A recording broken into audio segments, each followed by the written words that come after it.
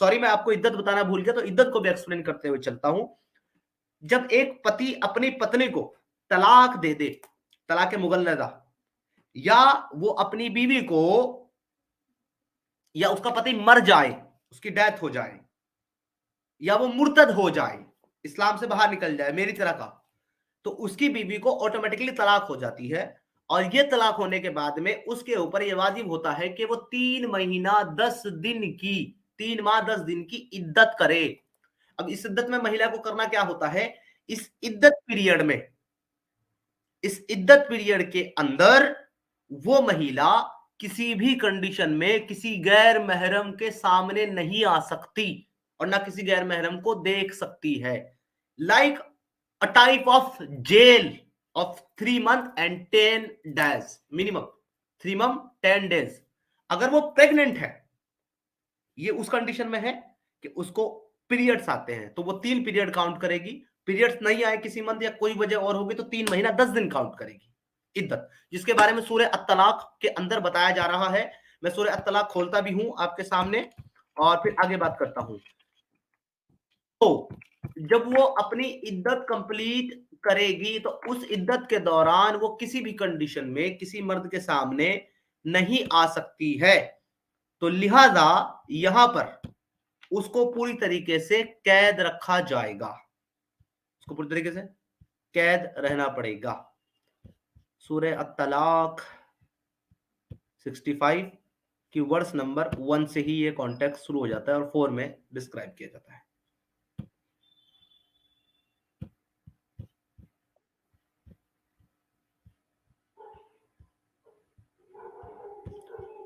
ये मैं आपके साथ स्क्रीन शेयर कर देता हूं। अच्छा, कुछ लोग जुड़े हैं, मैं उनको ऐड भी करता हूं। एक सेकंड मेरे को स्क्रीन शेयर करने दीजिए, फिर मैं आपको ऐड करता हूं। ये सूरह तलाक की आयत नंबर 1 है जिसके ऊपर मैं डिस्कशन कर रहा हूं।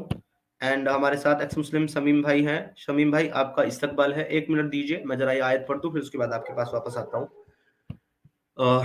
जी, तो ये सूरह तलाक की वर्स नंबर 1 है जिसमें बताया जा रहा है, ओ प्रॉफिट व्हेन यू यानी कि Muslims divorce woman, divorce them for their waiting periods, तो ये जो वेटिंग पीरियड है यही इद्दत है।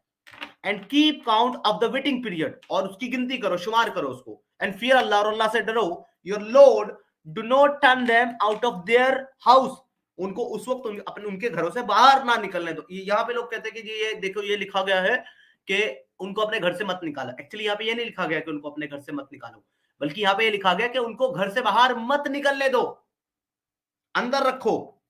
नॉर शुड दे लीव, और ना ही वो घर छोड़ करके बाहर निकले, unless they are committing a clear immorality, and those are the limits set by Allah, and whoever transgresses this limit, Allah has certainly wronged himself। अल्लाह जो है धमकियां दे रहा है उन लोगों को, कह रहा है कि भैया तुम ये जो वेटिंग पीरियड है आपका 3 महीने 10 दिन का मिनिमम, और अगर तुम प्रेग्नेंट हो तो तुम्हारा वेटिंग पीरियड जो है यानी तुम्हारी इद्दत जो है वो तब तक है जब तक तुम्हारी डिलीवरी ना हो जाए, हमल को जो है, बच्चे को तुम पैदा ना कर दो, या हमल तुम्हारा खत्म ना हो जाए, जब तक वो तुम्हारे पेट में है तुम्हारा हमल तुम्हारा बच्चा, तब तक तुम्हारी वेटिंग पीरियड है। लाइक किसी महिला को दूसरे या तीसरे महीने में प्रेगनेंसी के तलाक दे दी उसके हस्बैंड ने, तो वो 9वें महीने में जाकर के डिलीवरी देगी या उसके बाद देगी, तो इस कंडीशन के हिसाब से उसको उसका जो वेटिंग पीरियड है वो 7 महीने से ज्यादा है,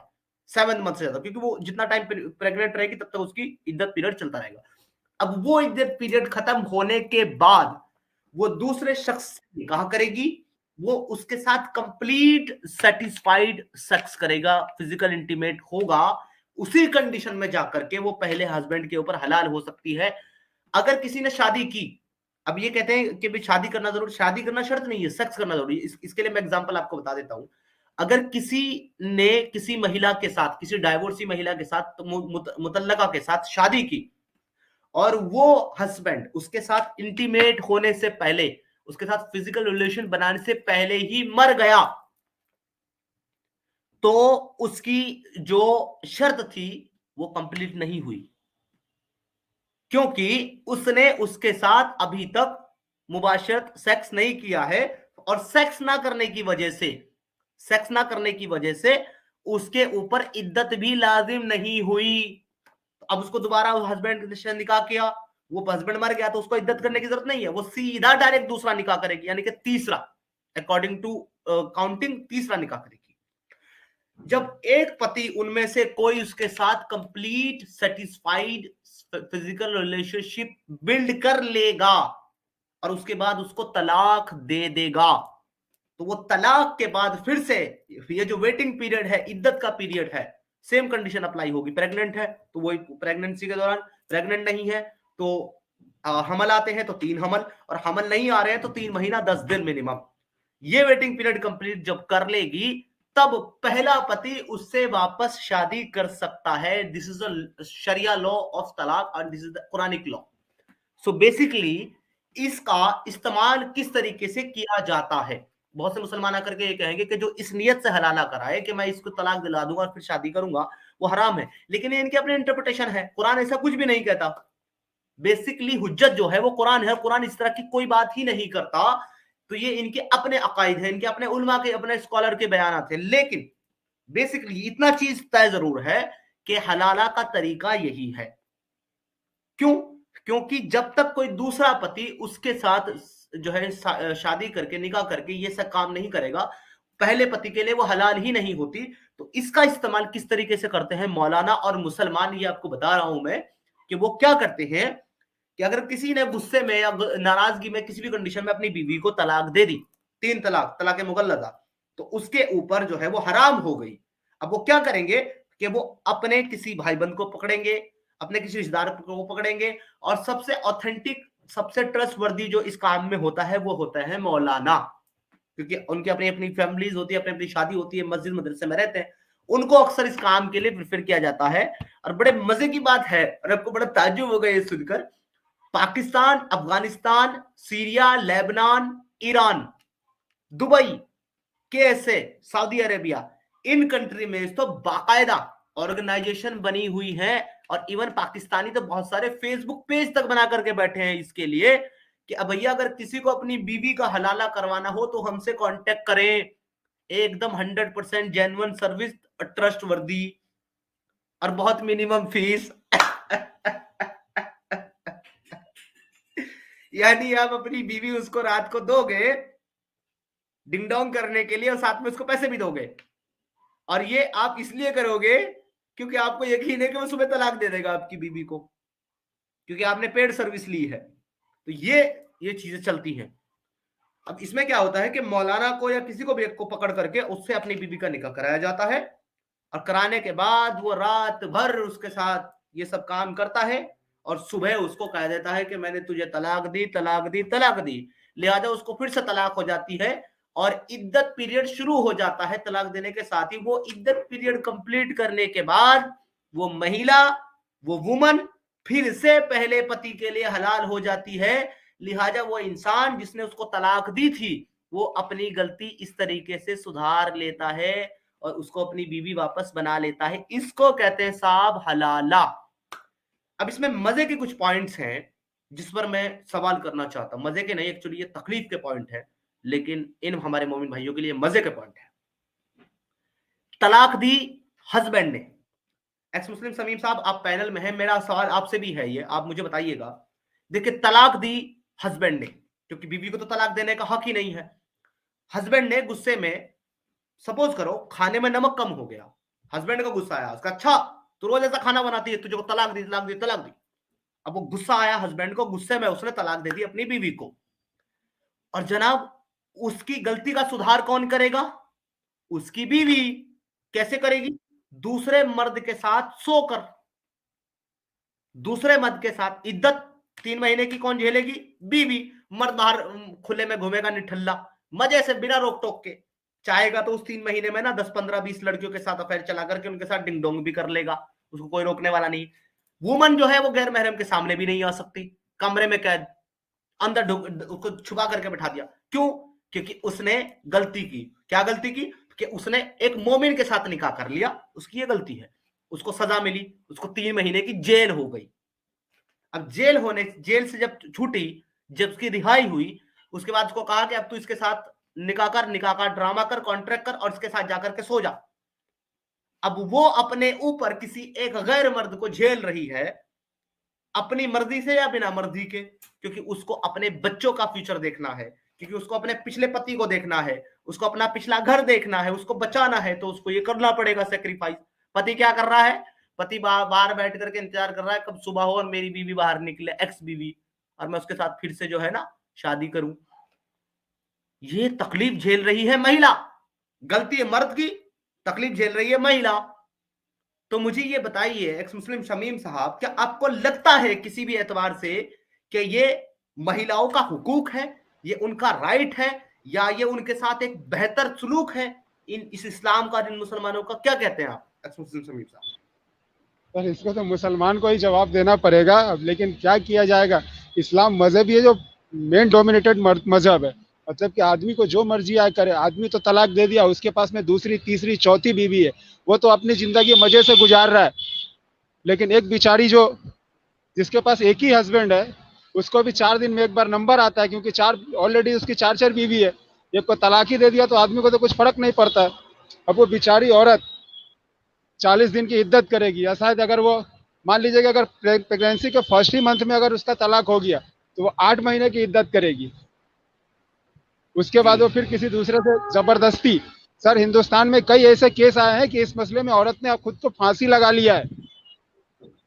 एग्जैक्टली एग्जैक्टली। एक औरत को, सर मैंने 2007 का पेपर पढ़ा था, उसमें था कि एक औरत का हस्बैंड ने गुस्से में तलाक दे दिया और उसने बोला कि चलो ठीक है तुम अपने देवर से हलाला कर लो। वो औरत बोली कि ये देवर जिसको मैं अपने गोद में खिलाया हूँ, जो हमारे सामने में बच्चा था, मैं उसके साथ सेक्स नहीं करूंगी। उसका हस्बैंड ने जबरदस्ती किया, उसने फांसी लगा लिया। ये 2007 का मामला है। जी।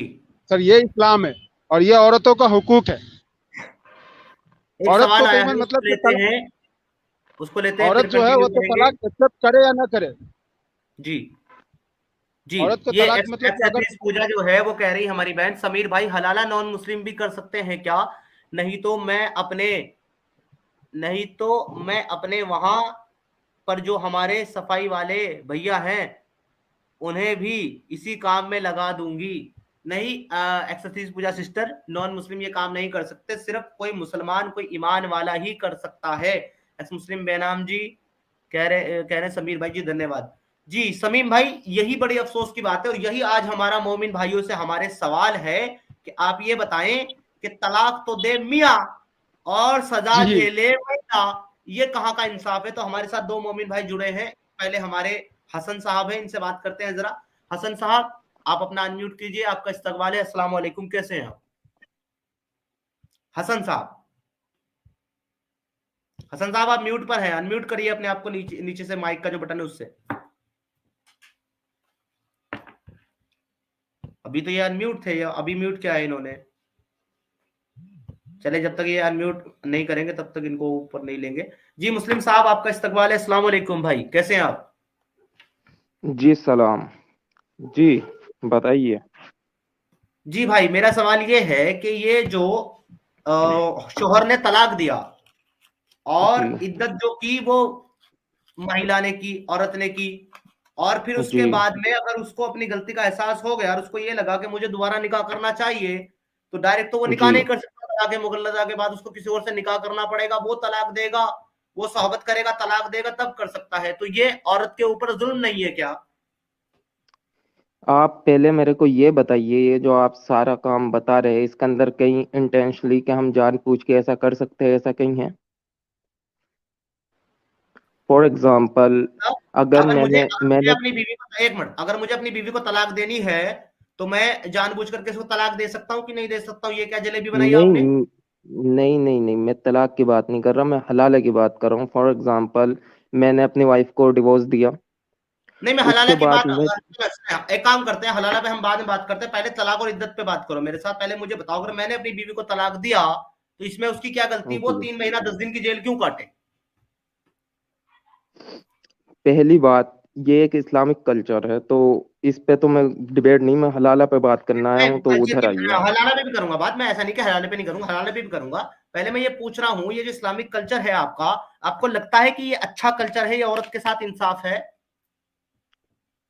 क्या आपको इस्लामिक कल्चर के बारे में पूरा पता है? क्या इस्लाम में खुला का मतलब ऑप्शन नहीं है नहीं मुझे है? कितना पता कितना नहीं पता, इस कल्चर की बात हो रही है। आपने कहा कि ये इस्लामिक कल्चर, मैं ये पूछ रहा हूँ ये कल्चर अच्छा है या बुरा है आपकी नजर में?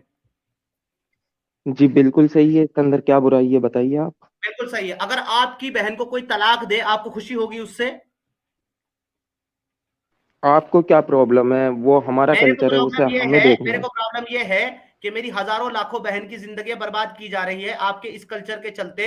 मुझे ये बताइए कि अगर आपकी बहन को कोई, आपका जीजा चलिए तलाक दे इस दे, पॉइंट को आपको अच्छा लगेगा इस उसका उसका पॉइंट तलाक को होना, उसकी हम इज्जत आपके करना, उसका नाला करवाना? इस पॉइंट को हम आपके रखते हैं और आपसे पूछते हैं क्वेश्चन कि हम्म क्या इस्लाम में कहीं पर ऐसे बोला गया है कि बेवजह किसी को तलाक दे सकते हैं? बिल्कुल दे सकते हैं। मैंने बेवजह अपनी बीवी को तलाक दे रेफरेंस। दी तो मेरे पर मेरे पर क्या अरे हुक्म है? रेफरेंस इस्लाम की दीजिए समीर सजा भाई, है इतना बताओ। टाइम नहीं है मेरे को, और भी अरे काम करने हैं, टाइम जल्दी नहीं है तो रेफरेंस। भाई जा ना, फिर काहे को या? जब टाइम नहीं होता तुम्हारे पास क्यों जुड़ते हो मेरी स्ट्रीम में? मेरी स्ट्रीम में वो जुड़े जिसके पास टाइम हो। जवाब तुम्हारे पास है नहीं, इसलिए तुम्हारे पास टाइम नहीं है बेटा, नहीं तो तुम 1 घंटा बैठ के बकवास कर सकते हो यहाँ पर।